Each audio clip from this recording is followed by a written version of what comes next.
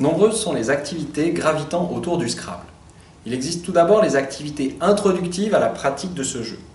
Celles-ci s'adressent aux enfants les plus jeunes et se situent en tout début d'apprentissage pour une familiarisation avec le support. Elles sont de plusieurs ordres. Tout d'abord, jouer avec le plateau de lettres. On propose des dénombrements, des recherches, des énigmes sur les 102 jetons du jeu. Deuxièmement, on peut jouer avec le vocabulaire accepté. On aide les enfants à distinguer ce qui est permis ou pas, comme les sigles, les noms propres, les noms composés, etc. Troisièmement, on peut jouer avec la grille.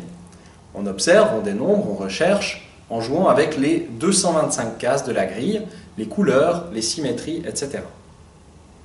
Quatrièmement, on peut jouer avec le repérage. On apprend à localiser les mots avec le codage des cases lors d'activités d'émission-réception de messages très prisées des élèves.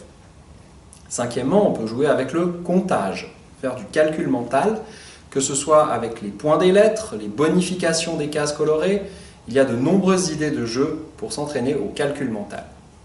Sixièmement, on peut jouer avec les mots, tout simplement, sans la grille, et s'exercer à former des mots à partir de lettres données dans le désordre. Plus tard, lorsque les élèves sont bien initiés à la pratique du duplicate, dans l'idée de prolonger les parties de Scrabble, on propose des jeux de lettres plus experts.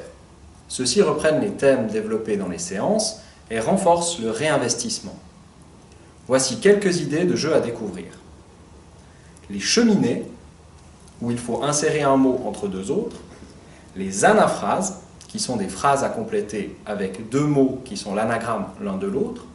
Les cousins, qui associent des mots possédant une seule lettre qui diffère. Les escalètres, une sorte d'escalier où on passe d'un mot à un autre en ajoutant à chaque fois une lettre.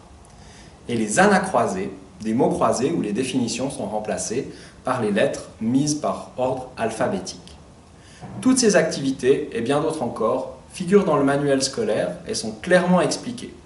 N'hésitez pas à prendre des idées, à piocher dans ce guide et à intégrer ces jeux à vos séances pour prolonger ce plaisir ludique.